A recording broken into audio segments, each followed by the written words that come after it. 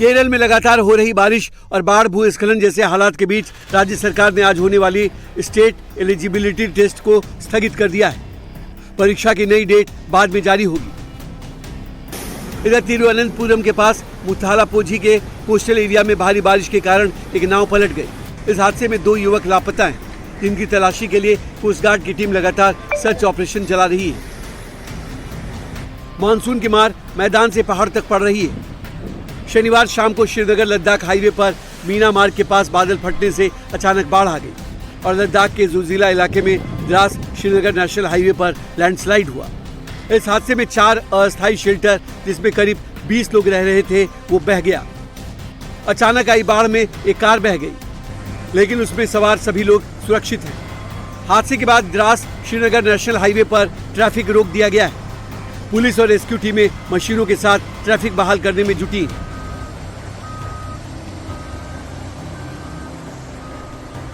शिमला में हो रही भारी बारिश के कारण बड़े बड़े पेड़ उखड़ रहे हैं। शनिवार को हुई बारिश के बाद ओक ओवर इलाके में 2 देवदार के पेड़ गिर गए, जिससे वहां का रास्ता कुछ समय के लिए बंद हो गया। गनीमत रही कि इस हादसे के वक्त कोई राहगीर मौजूद नहीं था, जिससे बड़ा हादसा टल गया। बड़ी हैरानगी वाली भी थी बात। और इसमें इसके साथ साथ हम सूखे पेड़ या नीचे फॉरेस्ट के अधिकारी निकाल रहे थे, वहाँ आवाज सुन के वो भी ऊपर आए कि एकदम से क्या हुआ। और बिल्कुल स्वस्थ पेड़ थे, बिल्कुल इसके साथ का सूखा पेड़ और बिल्कुल सीधा खड़ा है। और मैंने इनको अधिकारियों को भी निर्देश दिए कि आप जो ड्राई पौधा है उसको भी, ड्राई पेड़ है उसको भी हटा दो। ओडिशा में आई भारी बारिश के बाद अब भी कई इलाकों में बाढ़ के हालात हैं। पुरी के सांसद संबित पात्रा ने स्थानीय प्रशासन के साथ बाढ़ प्रभावित इलाके का दौरा किया और बाढ़ राहत का जायजा लिया।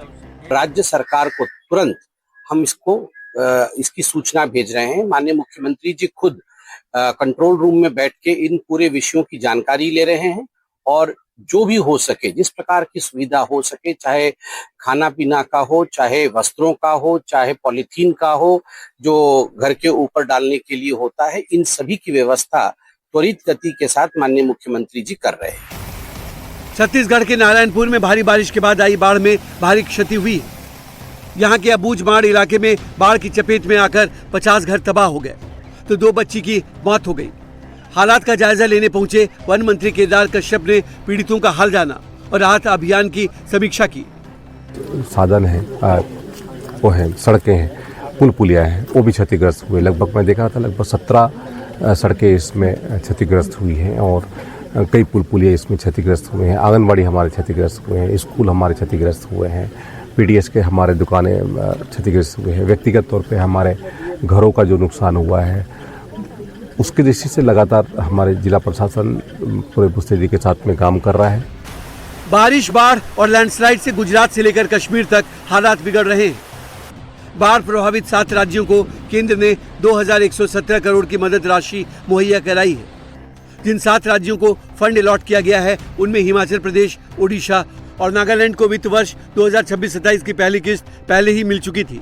अब हिमाचल को दूसरी किस्त के रूप में 193.95 करोड़ रुपए मिले, तो वहीं अरुणाचल प्रदेश, असम, गुजरात और महाराष्ट्र में राहत और बचाव के लिए फंड दिया जा रहा है, जिससे कि आपदा के हालात में राहत और बचाव में देरी ना हो।